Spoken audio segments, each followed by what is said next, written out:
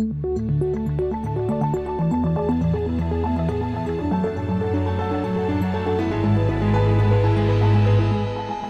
This Morning.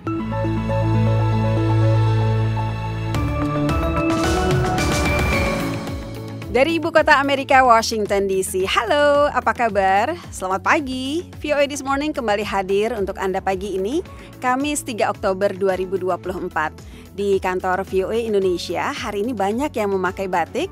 Ya, karena hari ini masih 2 Oktober di sini dan kami memperingati Hari Batik Nasional. Pendengar tentu masih ingat 2 Oktober dijadikan Hari Batik Nasional karena bertepatan dengan diakuinya batik sebagai warisan budaya tak benda oleh UNESCO pada 2009. Tema peringatan tahun ini, Bangga Berbatik, mengajak masyarakat Indonesia bangga mengenakan batik. Dan ajakan itu sampai ke Washington DC, jadi kami pun memakai batik. Selain itu, kami akan menyajikan laporan terkait batik nanti. Kembali ke VOA This Morning, kami menemani pagi Anda dengan beragam laporan dari Amman, ibu kota Jordania, terkait konflik Arab-Israel. Negara-negara Arab mengupayakan diplomasi, sementara proksi Iran bertempur. On the longer term, what Iran will most likely try to do is create a Hezbollah organization that's younger. Sedangkan dari ajang pemilihan presiden di Amerika, kami sampaikan laporan dari debat calon wakil presiden Selasa malam. J.D. Vance dari Partai Republik dan Tim Walz dari Partai Demokrat saling berhadapan, adu opini dalam debat calon wakil presiden Amerika. This was an overwhelming, dominating performance by J.D. Vance. Well over a decade, I served with him for 10 years in Congress. This is somebody who's authentic.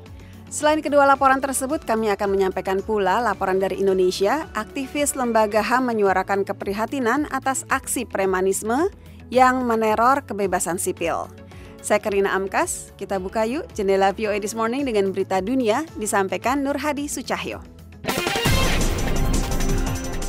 Sekjen PBB Antonio Guterres pada Rabu 2 Oktober mengutuk serangan rudal Iran ke Israel. Dia mengatakan kepada Dewan Keamanan bahwa siklus mematikan dari aksi saling balas kekerasan ini harus dihentikan. Kita kehabisan waktu, kata dia. 15 anggota Dewan Keamanan PBB bertemu setelah Israel menewaskan pemimpin Hizbullah di Lebanon dan memulai serangan darat terhadap kelompok militan yang didukung Iran. Sementara Iran menyerang Israel dalam sebuah serangan yang meningkatkan kekhawatiran akan perang yang meluas di Timur Tengah. I again strongly condemn yesterday's massive missile attack by Iran on Israel. Saya kembali mengutuk dengan keras serangan rudal besar-besaran kemarin oleh Iran ke Israel, kata Guterres kepada Dewan Keamanan PBB. Presiden Iran Masoud Pezeshkian memperingatkan tentang respon keras dari Teheran terhadap tindakan Israel lebih lanjut. Hal itu disampaikan dalam konferensi pers di Qatar bersama Emir negara itu, Sheikh Tamim bin Hamad Al Thani pada Rabu 2 Oktober. Pezeshkian mengatakan bahwa jika Israel bertindak dengan satu cara terhadap Iran, maka Teheran akan merespon dengan cara yang lebih keras.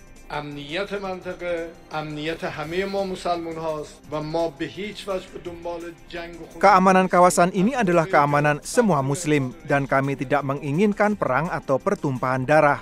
Sejak saya menjabat sebagai presiden, setiap pidato yang saya sampaikan telah menekankan upaya kami untuk perdamaian dan keamanan.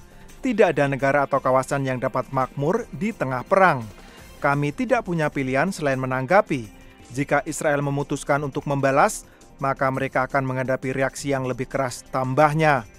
Pezeshkian tiba di Qatar sehari setelah Iran menembakkan gelombang rudal balistik ke Israel dan Israel meningkatkan perangnya dengan proksi Teheran Hizbullah dengan mengirim pasukan melintas perbatasan ke Lebanon. Perdana Menteri Israel Benjamin Netanyahu mengatakan bahwa dia akan membalas Iran setelah serangan rudal pada Selasa.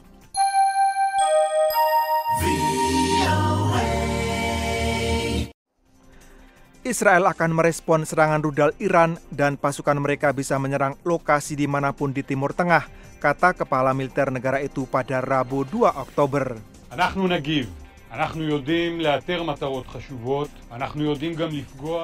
Kami akan merespon. Kami dapat menemukan target-target penting dan kami dapat menghantamnya dengan tepat dan kuat, kata Kepala Staf Umum Herzi Halevi dalam sebuah video dari sebuah pangkalan udara di Israel Tengah sehari setelah serangan rudal Iran ke Israel. Kami memiliki kemampuan untuk menjangkau dan menyerang setiap lokasi di Timur Tengah dan musuh-musuh kami yang tidak memahami ini akan segera memahaminya, tambah dia. Serangan rudal Iran menandai fase baru yang memiliki potensi bahaya dalam perang ini yang dipicu oleh serangan Hamas ke Israel pada 7 Oktober tahun lalu dan diikuti oleh invasi Israel ke Gaza yang sejak itu berkembang menjadi konflik lebih luas yang kini mengancam mengikutsertakan Iran. 4 jurnalis Rusia diajukan ke pengadilan di Moskow pada Rabu atas dakwaan keterlibatan dalam sebuah kelompok ekstremis setelah pihak berwenang menuduh mereka bekerja untuk organisasi yang sudah dilarang dari mendiang pembangkang Alexei Navalny. Kasus-kasus terhadap Antonina Favorskaya, Sergei Karelin, Konstantin Gabov, dan Artem Krieger menyoroti posisi jurnalis yang semakin genting di Rusia, di mana kelompok-kelompok kebebasan pers mengatakan puluhan jurnalis kini berada dalam tahanan. Setelah sekitar 30 menit persidangan dibuka di pengadilan, hakim mengabulkan permintaan untuk mengusir media dan pengunjung selama sisa persidangan berdasarkan sebuah surat dari Departemen Kontra Ekstremisme yang mengatakan bahwa pendukung Navalny sedang mempersiapkan sebuah provokasi. Outlet berita independen Media Zona mengutip Krieger yang menyatakan kepada hakim sebelum para jurnalis diperintahkan keluar ruangan bahwa ini adalah sesuatu yang sudah lama terjadi dan beginilah cara mereka melakukannya dalam rejim totaliter. Demikian berita dunia dari VOA di Washington.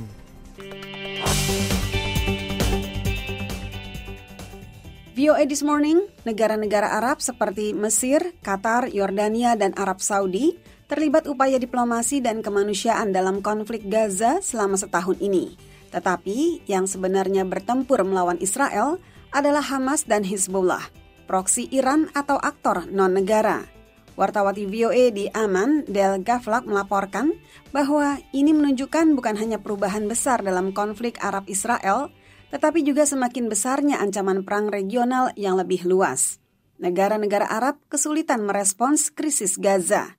Rami G. Houry, peneliti di Arab Center di Washington, menulis bahwa mereka telah mencoba menyeimbangkan dukungan bagi Palestina tanpa memperkuat Hamas dan sekutu militan Islam lainnya yang oleh sebagian besar pemerintah Arab dianggap sebagai ancaman radikal.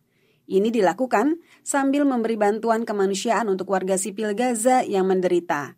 Analis Lebanon, Dania Koleilat Khatib, menjelaskan situasi itu kepada VOA. Most Arab states, either they have formal relations or they have taken the decision not to engage in any fight with Israel. Sebagian besar negara Arab memiliki hubungan formal atau telah mengambil keputusan untuk tidak terlibat pertempuran apapun dengan Israel.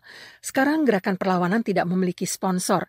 Itu sebabnya mengapa Hamas pergi ke Iran. Khatib, Kepala Pusat Penelitian untuk Kerjasama dan Pembangunan Perdamaian di Beirut, mengatakan konflik Israel-Palestina yang belum terselesaikan telah memberi Iran yang non-Arab cara memengaruhi politik regional demi tujuannya sendiri. They engage and they use the Palestinian issue as an entry door to the Arab communities. Mereka bertempur dan menggunakan masalah Palestina sebagai pintu masuk ke komunitas Arab. Tentu saja ini menimbulkan ketegangan.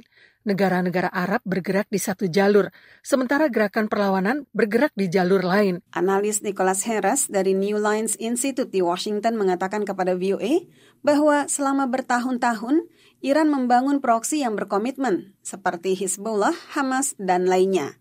Sebagian besar dari mereka, kata Harris, berasal dari Arab dan mengalahkan Israel adalah puncak misi ideologis mereka. Ini memungkinkan Iran tidak bertempur langsung dengan Israel. Situasi itu berubah pada 1 Oktober. Iran melancarkan serangan rudal terbesarnya ke Israel. Israel menganggap sepele Hizbullah yang pernah dianggap sebagai garis pertahanan utama Iran. Heras percaya Hizbullah akan kalah, tetapi tidak musnah. On the longer term, what Iran will most likely try to do is create a Hezbollah organization that's younger. Dalam jangka panjang, Iran kemungkinan besar akan mencoba membentuk organisasi Hizbullah yang lebih muda, lebih ekstrim dan transnasional supaya bisa menghubungkan semua medan pertempuran yang berbeda di kawasan itu untuk memaksa Israel memainkan konflik regional yang lebih luas dan terus memberi isyarat kepada Amerika bahwa jika Amerika terlibat, Mereka harus berperang melawan Iran. Menurut Heras, pada akhirnya Iran menginginkan rudal-rudal dan drone-drone yang mampu mengancam Israel dengan cara yang belum pernah dilakukan aktor negara Arab manapun dalam konflik Arab-Israel. Karlina Amkas, VOA, Washington. VOA This Morning kita beralih ke kota New York untuk laporan kedua pagi ini. Selasa malam waktu Amerika Timur berlangsung debat calon wakil presiden Cawapres Amerika. Tim Walz dari Partai Demokrat dan J.D. Vance dari Partai Republik berhadapan dalam debat Cawapres pertama dan satu-satunya dalam pemilu 2024. Apa saja isu yang diangkat? Berikut laporannya. Calon wakil presiden dari Partai Republik, J.D. Vance, dan calon wakil presiden dari Partai Demokrat, Tim Walz, bertemu Selasa malam di kota New York untuk satu-satunya debat wakil presiden untuk pemilihan 5 November mendatang. Pada acara berdurasi 90 menit yang diselenggarakan oleh jaringan televisi CBS News, kedua calon membahas ekonomi Amerika, serangan Iran terhadap Israel, dan pengendalian kepemilikan senjata api dengan masing-masing menyerang calon wakil presiden lawannya. J.D. Vance maju bersama mantan Presiden Donald Trump yang menurut Walz telah menjungkir balikkan diplomasi global. Tim Walz mengatakan Amerika sebelumnya memiliki koalisi negara-negara yang berhasil membatasi program nuklir Iran, sehingga Iran tidak memiliki kemampuan untuk mengembangkannya. Walz maju bersama wakil presiden saat ini, Kamala Harris, yang disalahkan oleh Vance atas masalah di Springfield, Ohio. Vance mengatakan bahwa warga Amerika mengalami situasi perumahan yang sama sekali tidak terjangkau karena kebijakan mendatangkan jutaan imigran ilegal untuk bersaing dengan warga Amerika untuk membeli rumah yang langka. Menurutnya, yang memprihatinkan di Springfield adalah warga negara Amerika yang hidupnya hancur karena kebijakan perbatasan terbuka dari Kamala Harris. Mengenai isu yang memecah belah tentang hak aborsi, Vance mengatakan bahwa itu adalah keputusan negara bagian. Sementara Walz mengatakan wanita dan dokter merekalah yang seharusnya membuat keputusan tentang aborsi. Setelah debat, para pendukung masing-masing cawapres menyampaikan pendapat mereka tentang apa yang mereka saksikan malam itu. Anggota DPR Al Stefanik dari New York adalah pendukung J.D. Vance. This was an overwhelming, dominating performance by J.D. Vance. I think the American people, he spoke directly to them. Ini adalah penampilan yang luar biasa dan mendominasi oleh J.D. Vance. Saya pikir rakyat Amerika mengerti, ia berbicara langsung kepada mereka tentang isu-isu yang penting, krisis imigrasi ilegal yang disebabkan oleh Kamala Harris. Sementara itu, Gubernur Colorado Jared Polis adalah pendukung Tim Walz. Tim Walz is who he is. I've known him for well over a decade. I served with him for 10 years in Congress. This is somebody who's authentic, right? Tim Walz menunjukkan siapa dirinya. Saya telah mengenalnya selama lebih dari 1 dekade. Saya bekerja bersamanya selama 10 tahun di Kongres. Dia adalah seseorang yang otentik. Ia tidak akan licik. Ia berbicara dari hati tentang isu-isu yang penting baginya dan benar-benar menyampaikannya kepada rakyat Amerika. Pemungutan suara awal telah dimulai di 23 negara bagian dan dengan waktu yang tersisa selama 33 hari sebelum hari pemilihan, jajak pendapat menunjukkan pemilihan presiden kali ini terus berlangsung sangat ketat. Untuk Tina Trin dari VOA Washington DC, saya Leonard Triono.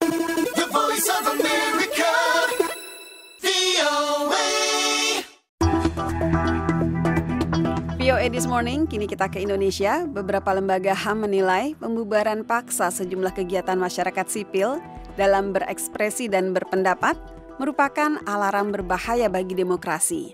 Apalagi aksi dilakukan bukan oleh pihak berwenang, melainkan mereka yang tidak dikenal.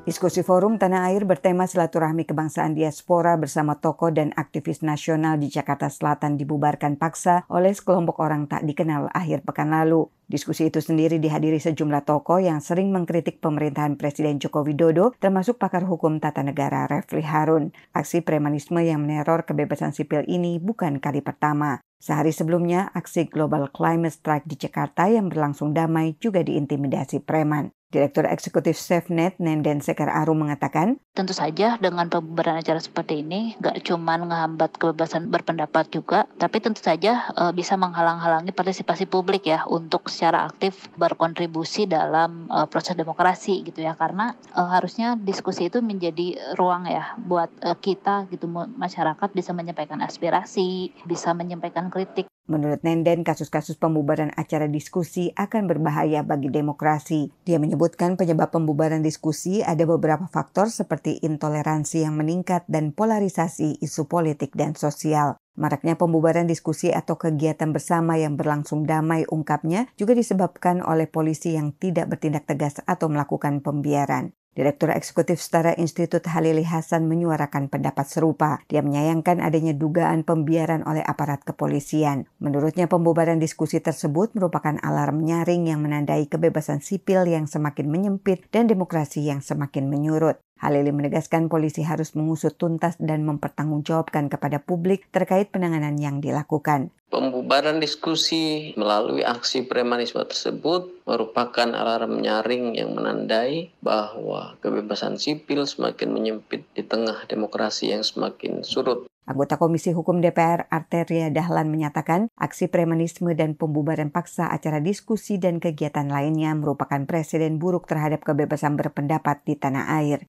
Wakapolda Metro Jaya Jati Wiyoto membantah pihaknya melakukan pembiaran aksi premanisme terhadap kegiatan sipil yang berlangsung damai. Dia menegaskan pihaknya tidak menoleransi segala bentuk premanisme. Ia lebih jauh mengatakan Polri terus memproses semua pihak yang terlibat dan bahkan menyelidiki para anggotanya yang bertugas mengamankan pada saat aksi premanisme berlangsung. Dari Jakarta, Fathia Wardah melaporkan untuk VOA Washington.